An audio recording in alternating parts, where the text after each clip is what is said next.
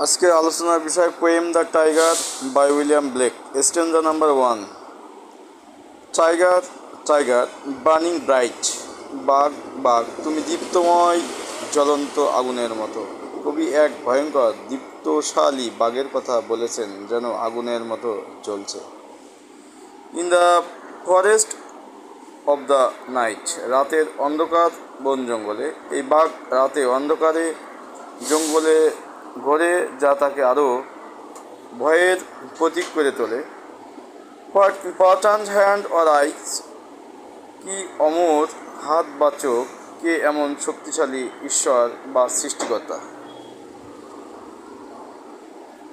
Could fame they fearful স্যাম্পেথি, তোমার এই ভয়ঙ্কর সৌন্দর্য সৃষ্টি করতে পারে।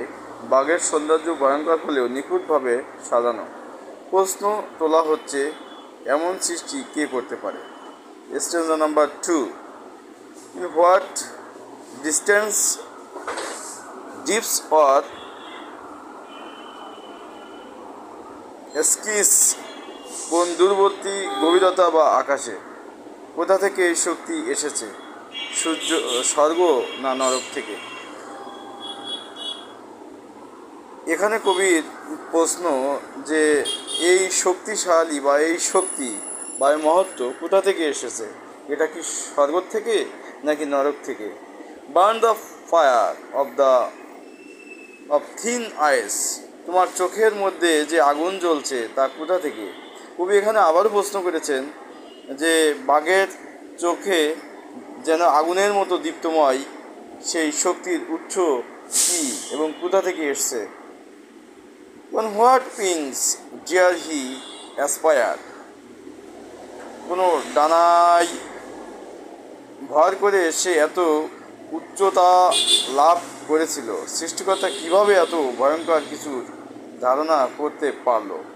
What the hand dare seize the fire, কোন সাহসী হাত এই আগুনকে ধরতে পারে বা পারল।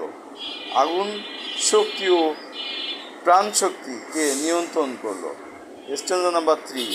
And what shoulders and what arts, কোন কাজ বা কোন শিল্প কৌশল, কার শারীরিক ও সৃজনশীল ক্ষমতায় এই বাঘ গঠিত হলো। কুড টুইস্ট দ্য সিনিস অফ দাই হার্ট, তোমার হৃদয়কে শক্ত পেশিগুলোকে গঠন করলো। বাঘের হৃদয়ের মতো শক্তিশালী অংশ কে বানালো, এখানে কবির প্রশ্ন। And when thy heart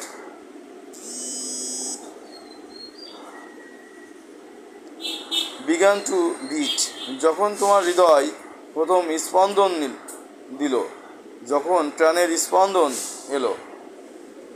what did hands and what did feet, সে কি ভয়ঙ্কর হাত ও পা ছিল।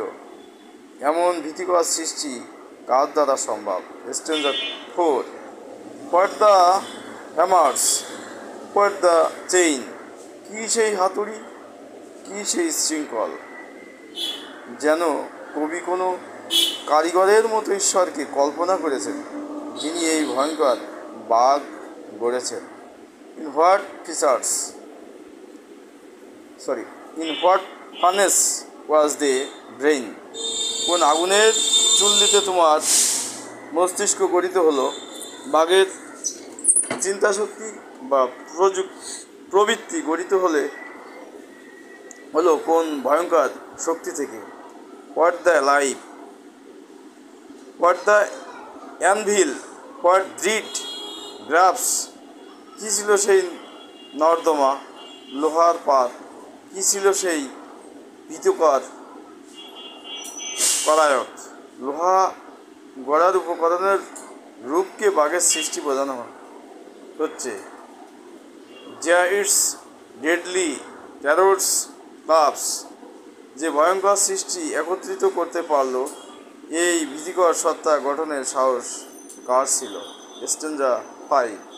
When the stars threw down their spears, যখন তারা তাদের বর্ষা ফেলেছিল স্বর্গীয় শক্তির আত্মসমর্পণের রূপক and waters heaven with their tears. আর কান্নায় আকাশ ভিজে গিয়েছিল। সৃষ্টি থেকে তারা হয়তো কেঁদেছিল, ভয়, বিস্ময় অথবা অনুশোচনায়। Did he smiles his work to see? সৃষ্টিকর্তা কি তার এই কাজ দেখে হাসলেন? ঈশ্বর কি তার ভয়ঙ্কর সৃষ্টি দেখে আনন্দিত হয়েছিলেন? Did he who made the lamb make ধি?